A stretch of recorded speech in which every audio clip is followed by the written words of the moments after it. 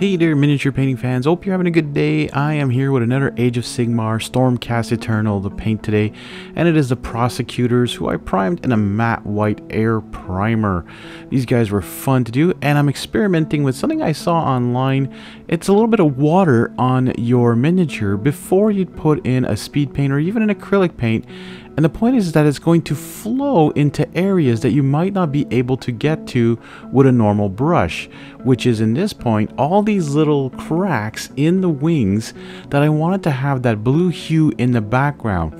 Now on some of them it kind of spread over a little too much. I might have put a little too much water here, and at this point right here I just want to tell you, so the Lizard Folk Cyan and the Raging Sea, I didn't know I was recording the wrong miniature, or I hit the record button on anyway, so I was off screen completely. Anyways, this is for the middle part and the end part, like kind of thing. So anyways, the footage all got messed up here, so I'm sorry about that.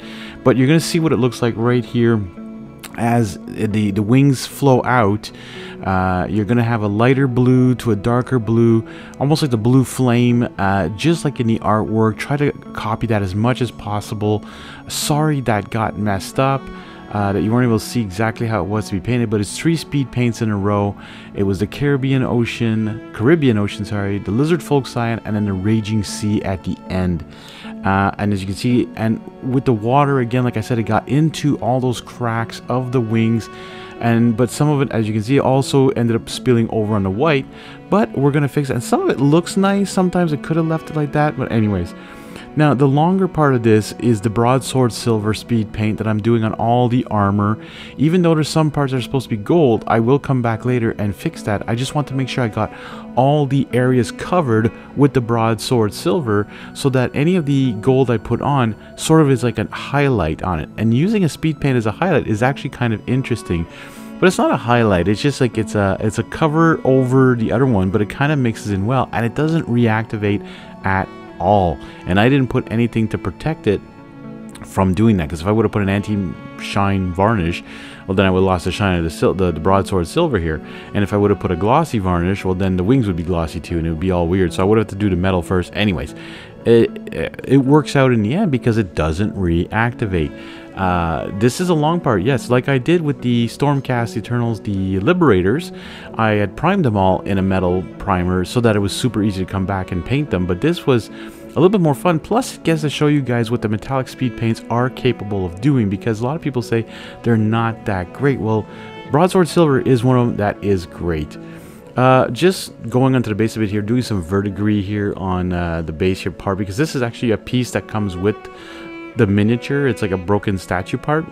Now I'm trying to make the armor pop a little bit more, using a shiny silver metallic paint here, doing a dry brush over all the Broadsword Silver, and again, not reactivating causes it to just be super nice, have the nice darkened effects in all the areas. Now I'm going to try and fix all the white on those wings and make them pop again even more. So I come back with the matte white here.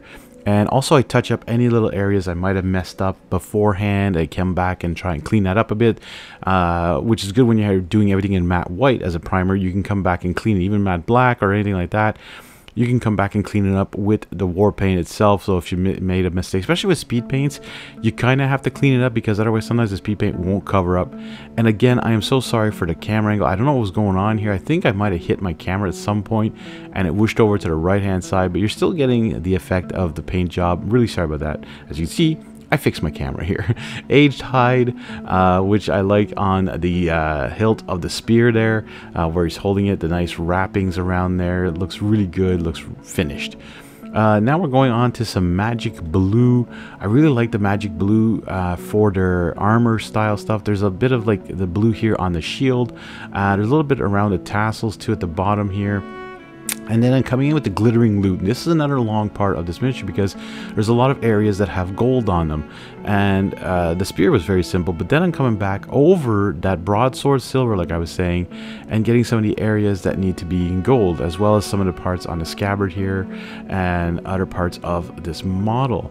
The fun part was, though, is you get to look at these, and you have 3 of them in the set, right? And these guys are flying, and this is for Spearhead, by the way. This is Age of Sigmar Spearhead. It's a skirmish battle that's really quick, really simple to play, super fun, by the way. If you haven't tried it out, I do suggest, if you're looking to get into Warhammer, which I never was originally, but I always wanted to try Kill Team and Warcry, but I always had mixed reviews on it. This one, however, a lot of people, though, that have played Age of Sigmar are like, oh, well, it's too dumbed down, I don't want to play it. So I have a hard time finding people to play it. So I've bought myself a whole bunch of little mini armies, sold a whole bunch of other stuff, like Song of Ice and Fire, had too many of it, got rid of it all, and bought this instead. Got into Warhammer because I'm like, well, you know what, finally I will paint some on the channel and have some fun with it. Maybe people will like my take on painting Warhammer, because frankly I never liked Warhammer before that much, especially the Space Marines. I found them so boring to paint. They're all the same, but the Age of Sigmar stuff is more fantasy, right? Which is what I like more.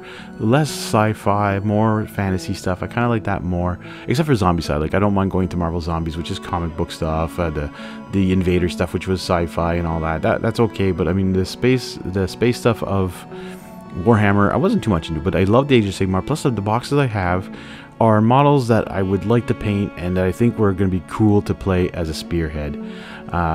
So yeah, hardened leather now I use on some of the leather parts here. We're using some rigor mortis now to do those tassels or those scrolls or whatever that are on these guys. And here I'm having some fun doing a reverse verdigris, so a reverse corrosion, so using true copper with a dry brush, and then using some weapon bronze again on top of that, keeping that verdigris underneath instead of coming on top of it later. It's kind of cool. Take a look at it. Soon I'm going to be doing the Death Rattle skeletons, and I'm going to be showing shorts on how to do exactly the reverse verdigris and the reverse rust effect. So keep an eye out for those shorts coming up eventually when I get to the Death Rattle skeletons of the Soul Blight Grave Lords. Again, I'm just painting the areas now that are actually part of like what came with the miniature, and finished off the base myself with a whole bunch of little tufts and some colors, trying to follow up with what I used on the Liberators, keeping the scheme of the army together. Anyways, there you have it, folks. The Prosecutors, this is one, but there are three. I want to thank you so much for watching, and we'll see you all in the next one.